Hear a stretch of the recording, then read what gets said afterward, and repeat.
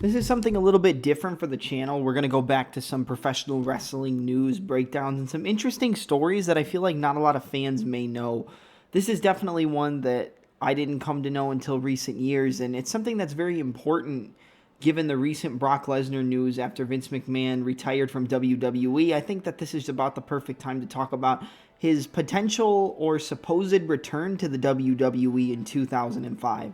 Now, as you know, Lesnar was part of the classic OVW4 in 2002, which consisted of John Cena, Randy Orton, Batista, aka Leviathan. John Cena was known as the prototype, and then obviously Brock Lesnar. Lesnar would have an amazing run in the WWE, even becoming the youngest world champion in 2002, which would quickly be surpassed by Randy Orton at SummerSlam 2004, where he defeated Chris Benoit for the World Heavyweight Championship. But Lesnar's career would come to an end in 2004. He would go up against Bill Goldberg with Stone Cold as a special guest referee. Now, if you think about Bill Goldberg versus Brock Lesnar in the WWE, a WCW versus WWE dream match, it should have been everything that the WWE needed, wanted, and could benefit from, especially when it comes to build up, fan base, and just overall excitement for the match. However, that's not what happened at all, even with Stone Cold as a special guest enforcer. Before the match, the fans would come to know that not only was Bill Goldberg about to leave the WWE, but Brock Lesnar was leaving the WWE after WrestleMania 20 to pursue an NFL career as a member of the Minnesota Vikings team.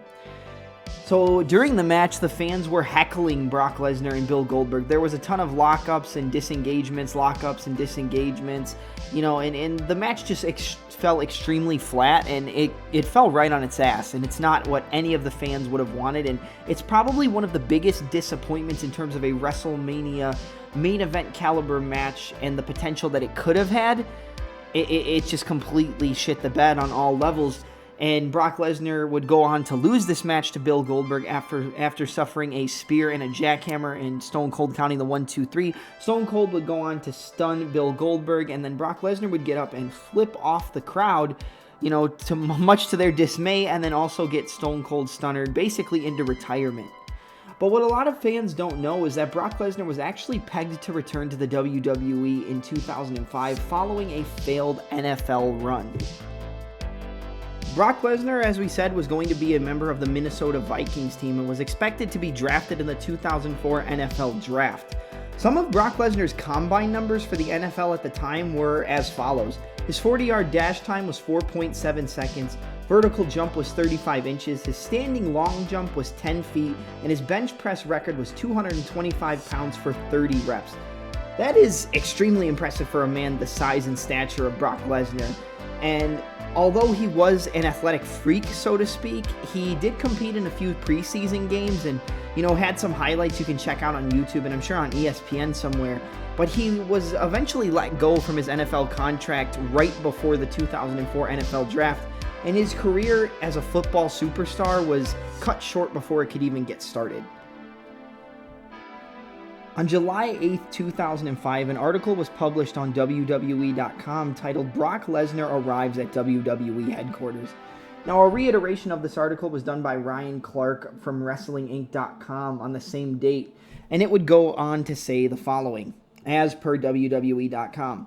Just hours before his meeting with Vince McMahon, an optimistic Brock Lesnar sat down with WWE.com to talk about his departure last year, possible upcoming return, and more. I've had some contractual disagreements with WWE as well as a lawsuit, but I'm ready now to see if we can do some business together. It wasn't easy for me to leave, claimed Lesnar in regards to his 2004 departure. I struggled with the decision for a while. I realized people have their opinions about me leaving, and they're entitled to those opinions. That's why we live in America. When it comes to Brock Lesnar's opinions and thoughts on his NFL run, this is what he had to say. "I'm glad I did it. I didn't want to look back years from now and regret not taking that chance," said Brock on his decision to try football. "I'm done with football now, though. Like I said yesterday, professional wrestling is in my blood. This is what I want to do. You only get one life to live, and I'll be damned if I'm not going to live my life to the fullest." And then it goes on to say that if all went well, Between Lesnar and McMahon today, the former WWE champion still has to consider how he would be perceived by the WWE superstars, and what he had to say in regards to this was as follows. "I have to take into consideration that this is a business," replied Lesnar regarding any ill feelings towards him. "Hopefully, a return is what everybody wants to see. I can tell you that I will commit myself to be the guy I was in the ring before I left. If there's problems from the boys, that's not my problem. I never had a problem with them. They've been nothing but great to me in the past." When it comes to talking about Brock Lesnar's potential 2005 return, an interview was conducted by Wrestling Inc.'s Raj Giri with former WWE writer at the time in Court Bauer. Bauer went on to state he and his fellow SmackDown writers were hoping to convince the Beast to join the Blue brand, pitching a potential program with not only the Phenom The Undertaker, which would be a callback to their 2002/2003 rivalry over the WWE Undisputed Championship, but for the first time ever, a feud with another member of the OVW class of 2002 and the famous OVW4 in Batista. According to Bauer, the Brock vs. Batista storyline had the most potential as both men were up-and-coming young prospects on OVW at around the same time, and the feud was just what Vince McMahon would have wanted, a hoss battle between two massive forces and a big money match. According to Bauer, the plan was for the returning Lesnar to wreak havoc all over the SmackDown roster, leaving a quote-unquote trail of wreckage until Batista would put his foot down and step up against Lesnar in hopes of ending his destructive spree. With a hot storyline planned for Lesnar, Bauer's SmackDown writing team was confident they'd end up with the Beast, even after he'd also met with the Monday Night Raw creative team and the chairman Vince McMahon himself. But Bauer recalled that things just seemed to abruptly hit a snag when another writer asked Vince if Lesnar was indeed returning to WWE. In response, McMahon told his writers not to factor Lesnar into their plans for the immediate future. In other words, it seems that the Beast wasn't bound for WWE and a return in the first place. One thing I would like to mention is that even though Brock Lesnar versus Batista never happened in WWE and it's a dream match that fans are extremely upset that we never got, it did occur during a set of OVW tapings, which I have pictured up here. So Brock Lesnar versus Batista actually did happen, but it wasn't how many people wanted it to occur. And although this next part is a little bit off topic, I do find it important to include, since we did talk about the OVW4. Brock Lesnar was actually part of a tag team in Ohio Valley Wrestling known as the Minnesota Stretching Crew, alongside his college wrestling teammate in Shelton Benjamin, where they actually won the OVW Southern Tag Team Championships on 3 separate occasions. I definitely thought that was interesting and important to include here, and although many hardcore wrestling fans may already know this stat, I found it very interesting for some casuals and some fans who may not have known that. So Brock and Shelton had a very successful tag team run in Ohio Valley Wrestling, so he wasn't always known as a single star. Brock Lesnar would eventually be able to snap the non-compete clause and avoid several injunctions that WWE tried to put on him and sign under Antonio Inoki to New Japan Pro Wrestling, where Brock Lesnar would make his debut and make an impactful one at that by defeating Kazuyuki Fujita and Masahiro Chono inside the Tokyo Dome and winning the IWGP Heavyweight Championship in just his first match in the company. So now Brock Lesnar went into New Japan, became the New Japan Heavyweight Champion, and it was the first match in the company, and he won the title, the richest prize in the game. That is the 3rd time in Brock Lesnar's career in 3 different promotions where in his first shot at the title, he was able to win it successfully. WWE against The Rock at SummerSlam in 2002, against Randy Couture in the UFC, and then in this triple threat match in his first match under the New Japan Pro Wrestling promotion. That's a pretty interesting stat and definitely an amazing and unbelievable accomplishment for the man they call the Beast. Lesnar would also go on to have a successful title defense of the IWGP Heavyweight Championship against another IWGP Heavyweight Champion and a current WWE superstar in Shinsuke Nakamura back in 2006. That's definitely interesting and something that I know all you fans would like to have included.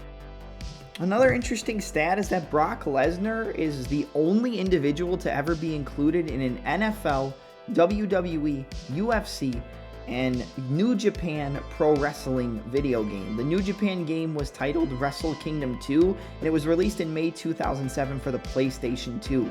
But think about that. UFC video game cover star. WWE video game, WWE cover star. NFL video game, and now, or at the time, a New Japan Pro Wrestling video game in Wrestle Kingdom 2. That's absolutely unbelievable, and it just adds to the amount of accolades and, accomplishments that the Beast has accrued throughout his professional athletic career. Even though Lesnar would go on to win the IWGP Heavyweight Championship, he actually wouldn't defend it for over a year. And during that time, an interim IWGP Heavyweight Champion was crowned in a later to be known megastar for New Japan in Hiroshi Tanahashi. But Lesnar would come back and defend the title, and all the members over at New Japan and the powers that be would say that Lesnar never lost the title, so he is the true champion. And he would go on to defend the title against Kurt Angle, where he would drop the belt, and Kurt Angle would win the IWGP Heavyweight Championship, while also having the TNA World Heavyweight Championship at the exact same time.